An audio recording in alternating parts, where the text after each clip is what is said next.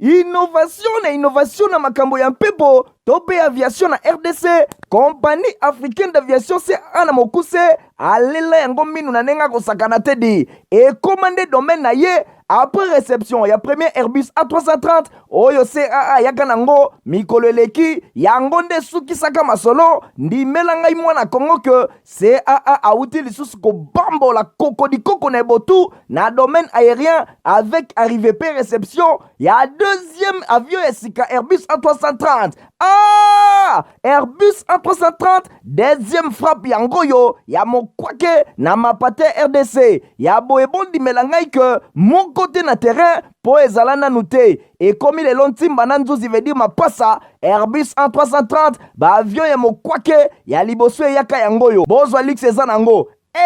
net sokyo matio kitana ote po confort nango ezana ba angle nyonso kobana na bakiti na couloir na first class na classe économique et bongo bozo ya mibale yango yo nyonso ezana excellence pe noblesse moko hors pair boye bape bosimba que Airbus A330 eza ba marque ba avion oyo bomodaka na international ba compagnie aérienne de renom pe crédible nde basalelaka yango bokokuta yango na bamboka lokola Allemagne veut dire na Machaft pe ba pays européen belé kutu batu ya ba faire pe mingi ya minene na monde mingi basalelaka yango pona kitoko pe bopeto na luxe na yango surtout mécanisme ya sécurité eza nango chaque siège ndenge kaka boza komona eza na mwa mini télé oyo kotalela ba film ennui, fatigue, okotika la koyoka yango te USB na pointe pour na chargement ba téléphone tope ba utilité mosusu Airbus A330 ya mibale ya CAA et combien eza na deux classes first class pour na bino ba grand monsieur na ba grande dame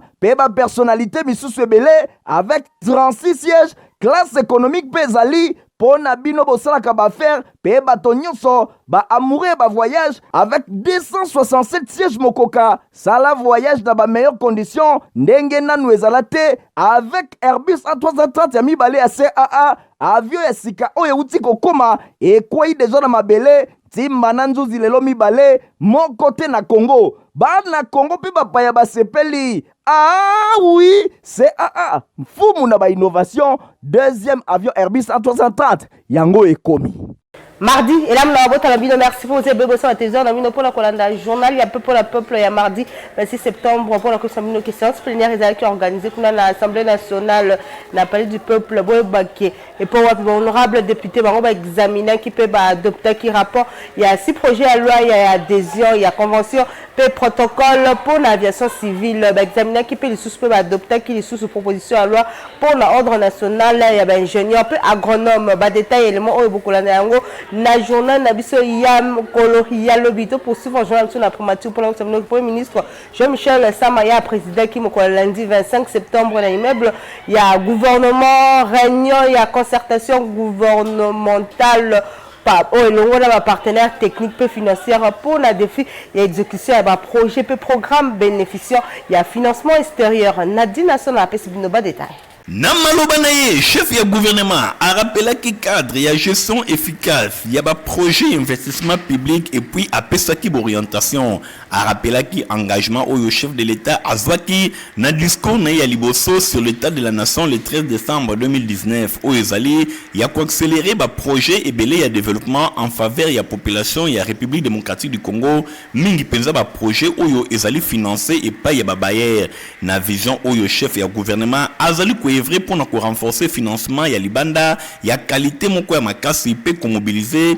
makambo etali mit solo pour na kosunga ba projet oyo boyena oyo etali atteinte na ba résultat de développement ba projet ezali tributaire ya gestion efficace pe efficiente ba financement ko talibanda ndenge chef ya gouvernement abakisaki pour na kolobake décret numéro 23 ba 18 du 31 mars 2023 oyo ezali kolobela gestion ba investissement public yango etikali lelo cadre moko ya référence oyo ezali ko définir ba principales règles ya identification ya préparation ya sélection pe ya évaluation ba projet a préciser le sous ba règle oyo etamaki en œuvre pour na ba projet ezali comme ma processus pour na clôturer ba projet oyo et longona évaluation ndenge premier ministre chef ya gouvernement asokisaki na maloba na ye na ngambo mosusu alobi na contexte préélectoral oyo tozali cadre oyo esengeli est constitué repère moko pour la meilleure gouvernance. Il y a projet, il y a programme oyo ezali particulièrement pour le financement ko talibanda. Ndé numéro 1 il y a gouvernement a rappelé qui cadre pe a définir rôle a pesi ba responsabilité pour na intervention nyonso mibale oyo ezalaki liboso na ye. Esengeli connoté croissance na République démocratique du Congo ezana amélioration pe croissance moko ya portefeuille ya ba moyen oyo etami na disposition ya ba projet ya développement boye avant apé sa orientation pour na likambo oyo esengeli ba échange ya mokolo ba défi majeur oyo ezana niveau ya décaissement ya périodicité ya financement mosala oyo ezana niveau ya mobilisation pour na ko atteindre ba enveloppe oyo esengeli ezala bongo alloué bosimba ke na ngambo mosusu batalifi si cycle oyo epesami na vie ya ba projet esengeli ko s'assurer kaka te na décaissement oyo elingami kasi aboutissement ya ba projet na temps oyo esengeli pona wana bazali ko rappeler rôle oyo moto na moto esengeli a jouer ezali important pe esengeli ezala respecter pona ko concilier croissance financement impact pe ba projet nyonso na vie quotidienne ya population ya République démocratique du Congo ndenge numéro 1 ya gouvernement Jean-Michel Sama Lukonde Kenge asokisaki. Tobeta bongo masolo mususu Union congolaise pour la démocratie UCD na mokuse bazalaki na mini congrès week-end l'équipe na la siège na bango wezwami mingi penza na commune ya Kinshasa na Dina Sona Igor Tingi ba détail. Union congolaise pour la démocratie ICD na mokuse ba déclaré président de la République Félix Antoine Tshisekedi Tshilombo né candidat na bango pour la présidentielle il y a décembre 2023 nyonso eloba maki na mini congrès ya parti oyo esalemaki weekend eleki na siège ya ICD kuna na commune ya Kinshasa toujours na bokambe minaye moko président Robert Bwanandeke oyo thème na bango ezalaki notre engagement face à la République. Na même occasion, parti et profita qui pour installer nouveau secrétaire général na bango Pepe Kapuya Mukendi oyo azali pe candidat député provincial na commune Yangalema et pa iwapi ba pesa kiye ba insigne pe ba symbole nyonso ya parti politique ICD oyo ba présenter kiye et longona nouveau comité na ye po ba kumbela désormais na destinée ya ICD ba présenter ki pe ba candidat député provincial il y a parti pe candidat conseiller municipaux président Robert Bwanandeke oyo azali pe candidat na députation provinciale na commune ya Kinshasa alobelaki idéologie à parti vision oyo bazanango pona kotombola mosala pe développement ya RDC surtout à beta qui c'était que ba ko soutenir chef de l'état pona ko pesa deuxième mandat alobelaki qui peut politique à proximité oyo parti est adopté pour na séduire ba membre. Journal Elo pour la biso en tant que parti politique ils a journée spécial. Mini congrès pourquoi parce que ils a ici ka oyo na ndenge ya parti, na statut ya parti, na règlement ya parti, na surtout pour naka pour représenter biso na niveau présidentiel. Donc ils a une opportunité pour na biso qui va cadre, ba membre, bureau na biso national donc et secrétariat national tout porter choix il y a président de la République comme notre candidat aux élections présidentielles il y a 2023. Bon biso toza au ciblé population l'union sur district. Donc nous avons 34 candidats que nous avons alignés au niveau de la province de Kinshasa. Nous en avons 21 au niveau du Congo central et 20 au niveau du Kasaï. Donc nous avons commencé avec ces trois de Banda qui n'a trois provinces et tozo kende okolisa. C'est pour cela biso toza na place mon côté tozo pour na district tel nous sommes un parti, nous sommes national. Bosimba ke liboso ya nyoso assistance ba observaki une minute de silence pour na bandeko oyo bazali kokufa kuna na est nyoso etalisi que ICD aza de cœur na bango. Nangamo Mususu président fédéral ya Ligue de jeunes ya Tchangu ya parti politique Aposem Mwana Mboka Chris Oleko a présenté ki bas na ya Tchangu mokolo ya samedi 23 septembre na Dina Sona azaki na compte info lingala.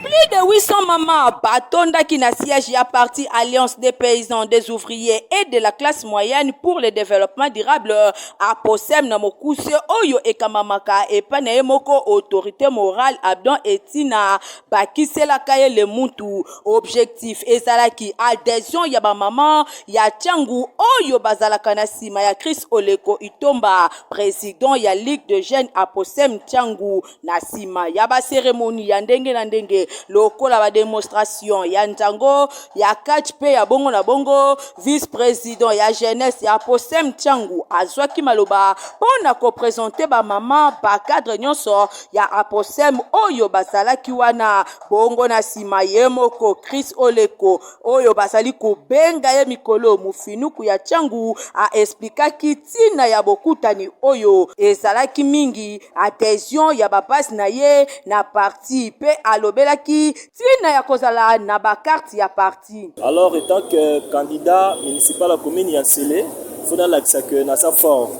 Alors c'est pour cela na ye na parti na biso na base na naturelle pote na sala sabango adhésion massive.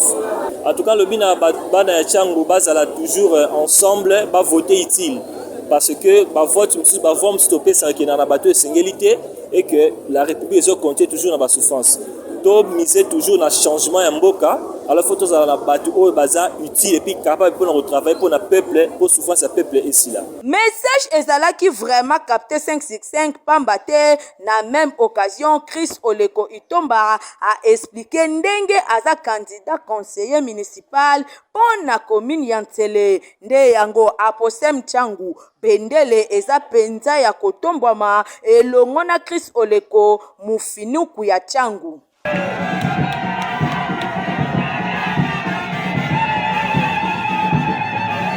Kaka na masolo etali politique secrétaire national ya Ligue de Jeunes ya IDPS Juju Okako akitaki na base na ekuna ya mbinzo zone na commune ya Ngaliema pona kosola na bango sima na ye Gorting. Azali kolala te, azali pe kolemba te, ye nani secrétaire national ya Ligue de Jeunes ya Union pour la démocratie et le progrès social IDPS Tshisekedi Juju Okako ya biso Ngaliema mwana Ngaliema ya solo oyo azali kotambola bisika nyonso pona ko mobiliser ba base na ye bosimbake akitaki na quartier Manenga na Binza ozone mingi penza na commune ya Ngaliema pona ko redynamiser ba base na ye pe ko beta masolo elongo na bango par rapport ya ba enjeu de l'air et pas wapi ba différents quartiers ba se retrouver ki pona ko yoka mwana na bango Juju Okako oyo slogan na ye ezali ko belela ya biso Ngaliema c'est-à-dire azana projet ya développement pona commune na bango ya Ngaliema pambate ye azali vraiment na ya Ngaliema lokola to komi pene ya maponomi esengeli te kotika Ngaliema epe sa chance na baibi commune ya Ngaliema te na tina wana azali ko beta sete pona ko pousser ba na Ngaliema ba comprendre ba enjeu de l'air pe ba pesa confiance et pa ya bato oyo ba koki ko sunga commune na bango biso Ngaliema Juju Okako ya biso Ngaliema Okako ya biso Ngaliema Bosimba ke sur place bato ebele bayaki pona koyoka Juju Okako ya biso Ngaliema eloko nini ye azali koloba atalisaki bango makambo ya ndenge na ndenge atalisaki bango maponomi ndenge nini epusani pembeni pe alobaki na bango bapesa confiance epai ya chef de l'état Félix Antoine Tshisekedi Tshilombo Fatou Beton oyo azana projet makasi pour le développement ya République démocratique du Congo soki ba pesi deuxième mandat nde ekosala ke vision na ye ekokisama bosimba ke ba échange ezalaki vraiment ba échange moko kitoko entre Juju Okako ya biso Ngaliema elongo na population ya ozone pe ya nzinga oyo bayaki pona koyoka ye bosimba ke tournée ya Juju Okako ezali kokoba na ba quartier nyonso ya commune ya Ngaliema pona ko sensibiliser ba base na ye ko beta masolo na bango par rapport ya makambo oyo ezali bongo makambo etali d'élection pe kotali sa vision na ye epai ya population ya commune ya Ngaliema esi ba comprendre balobi ya biso Ngaliema ezali Juju Okako yende azana vision ya développement pona commune na bango esengeli ba pesa ye confiance pambate makanisi ya boye ezali kaka epai ya Juju Okako ya biso Ngaliema. bafidele ya paroisse ya Selema Gare na commune ya Kisenso babengani kotambola elongo na Nzambe wana ezalaki maloba ya prédicateur évangéliste itinérant honorable Anderon Mbungu wa teki bongo na paroisse ya Selema Gare mokolo dimanche 24 septembre. Héritier Mapinde Miladi Landouba détail.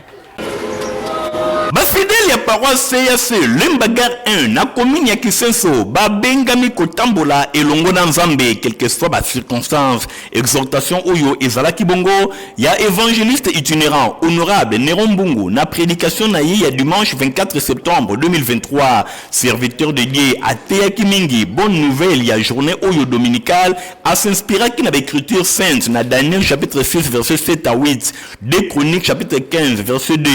Occasion ezalaki pona ye ya ko saluer thème communautaire oyo ya année en cours mingi penza kotambola elongo na Nzambe. Honorable Neron Mbungu évangéliste itinérant alobi ba chrétien nyonso esengeli ba compter kaka epai ya Nzambe na mokolo kati na bomoi na bango pona ko remercier ye pendant ba moment nyonso pe ya pasi oyo ezali kokomela bango. Homme politique orateur du jour azalaki accompagné na molongani na ye madame Régine Luzolo pe mwana ye ya mibale Bobo Mbungu elongo na délégation moko ya makasi ezalaki composé na ba membre ya ba différents bureaux politiques ba représentant ya complexe scolaire Mama Pemba ya fondation Neron Mbungu pe ya Asbel ma famille oyo ye moko azali bongo autorité morale. Célébration oyo ezalaki pe marqué na opportunité pour na ko remettre contribution na ye na misala ya botongi paroisse ndena bobimina ye na temple mfuma banga moyo akominiaki na bafidèle pe bamembre nyonso ya délégation na ye oyo bayaki ebele mpona koparticipe na culte d'action de grâce oyo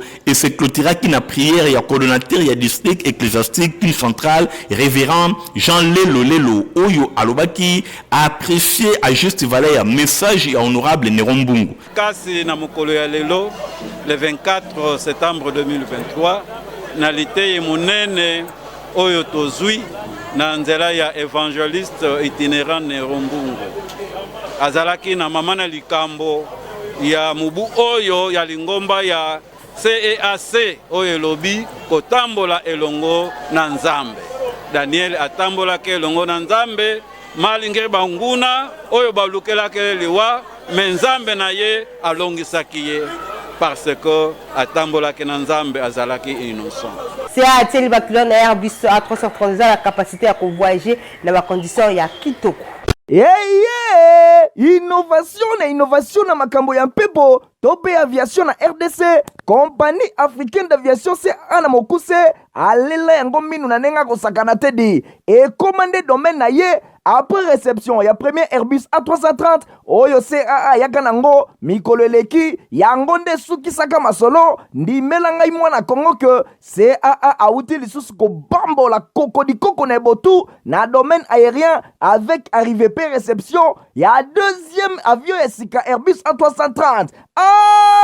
Airbus A330 deuxième frappe yango yo ya mokwake na mapate RDC ya boebondi melangai ke mon côté na terrain po ezala nanu te ekomi lelo ntimba na nzuzi veut dire mapasa Airbus A330 ba avion ya mokwake ya liboso eyaka yango yo bozwa lux eza nango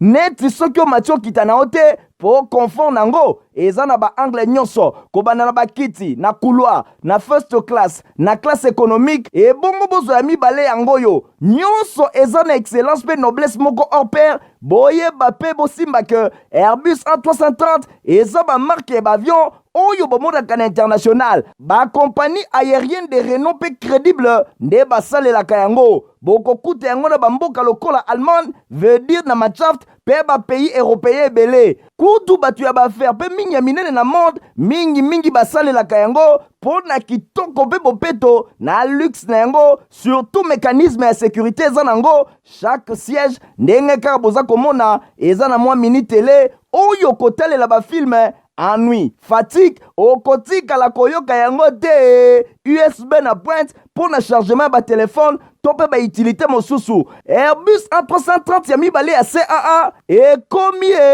eza na deux classes first class pour na bino ba grand monsieur na ba grande dame pe ba personnalité misusu ebele avec 36 sièges classe économique pe zali pona bino bosalaka baaffaire pe bato nyonso baamoureux ba voyage avec 267 sièges mokoka. Sala voyage na ba meilleures conditions ndenge nanu ezala te avec Airbus A330 ya mibale ya CAA, avion ya sika oyo euti kokoma ekwei deja na mabele timba na nzuzi lelo mibale moko te na Congo. Bana Congo pe bapaya basepeli. Ah oui, CAA mfumu na ba innovation, deuxième avion Airbus A330 yango ekomi.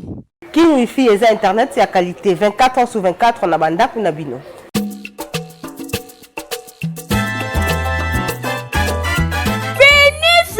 Makambo ya kokende kosomba mega na coin po eza perse ya pamba. Boyo kelanga eloko oyo Kin Wi-Fi eye pona ko résoudre ba problème na bino nyonso na oyo etali internet. Ba memeli bino internet ya haut débit fixe par satellite partout na République démocratique du Congo, ata na fin fond kuna même na bozoko, toujours na vitesse ya nyama tina 50 mégabytes par seconde. Bakisa likolo nango bonus data la nuit ya 150 p 300 giga de 22h à 6h. Bobo solo la kitoko bo travailler ne lengi pe o télécharger biloko nyonso oyo zanango posa na ba entreprise, ba restaurant, hôtel, église même na wenze. Bo partager connexion ata quartier mobimba po Kin Wi-Fi internet assuré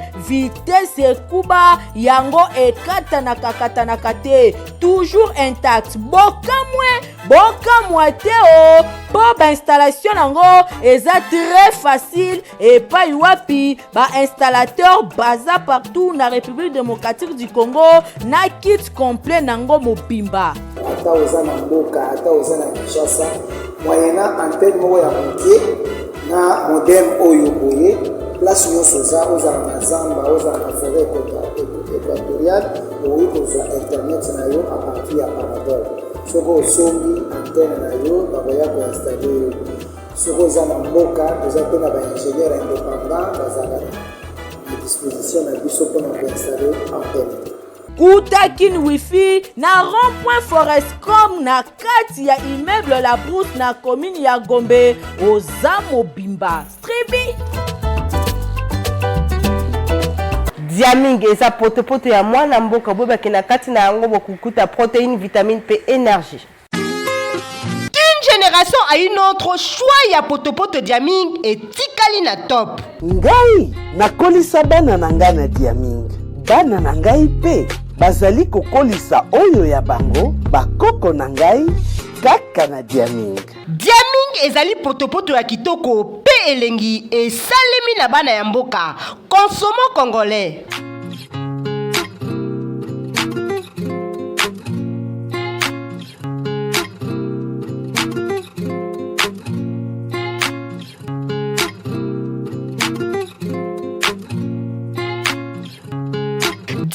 Ezali repas complet, protéines, vitamines, pe énergie. Eza possible que bana na bino bakola na intelligence pe bokolongono na nzoto. Lokola libota ya ngalfa oyo bazali kolia Diaming. To fidéliser mabota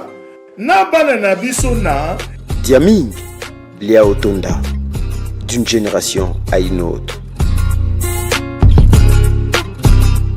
Bozalaki ebele pour na kolanda ya foni ngala journal un peu pour la peuple qui se paye kinango. Merci na Igor Ntingi Matomi na zaki bongo na sima ya caméra Nadine Asuna Muyala zaki bongo na concours rédactionnel héritier Mapinde Mingulungu asupavzaki journal oyo montage sima qui par Fabrice Lundombi pe Christian Kengebeni ngala bino topesani rendez-vous Mikolo Zalikoya. Au revoir. Innovation na makambo ya mpepo tope aviation na RDC. Compagnie africaine d'aviation CAA na mokuse alela yango minu na nenga kosakana tedi ekomande domaine na ye après réception ya premier Airbus A330 oyo CAA yaka nango mikolo eleki yango nde sukisaka masolo ndimela ngai mwana Kongo ke CAA auti lisusu kobambola kokodikoko na ebotu na domaine aérien avec arrivée pe réception ya deuxième avion esika Airbus A330. Airbus A330 deuxième frappe yango yo ya mokwake na mapate RDC ya boyebondi melangai ke mon côté na terrain po ezala nanu te ekomi lelo ntimba na nzuzi veut dire mapasa Airbus A330 ba avion ya mokwake ya liboso eyaka yango yo bozwa lix eza nango neti soki omati okita na yo te po confort nango eza na baangle nyonso kobanda na bakiti na couloir na first class na classe économique ebongo bozwa ya mibale yango yo nyonso eza na excellence pe noblesse moko hors pair boyeba pe bosimba ke Airbus A330 eza bamarke ya baavion oyo bomonaka na international bakompagnie aérienne de renom pe crédible nde basalelaka yango bokokuta yango na bamboka lokola Allemagne veut dire na Machaft pe bapays européen ebele kutu bato ya baaffaire pe mingi ya minene na monde mingi basalelaka yango mpo na kitoko pe bopeto na luxe na yango surtout mécanisme ya sécurité eza nango chaque siège ndenge kaka boza komona eza na mwa mini tele oyo kotalela bafilme ennui, fatigue, okotikala koyoka yango te USB na pointe pour na chargement ba téléphone tope ba utilité mosusu Airbus A330 ya mibale ya CAA ekomi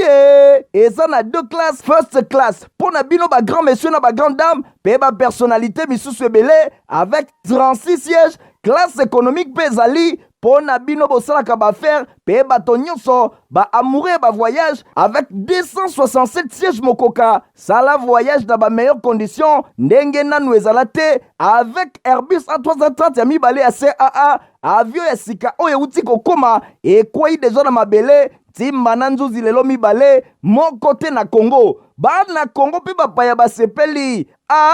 oui CAA mfumu na ba innovation deuxième avion Airbus A330 yango ekomi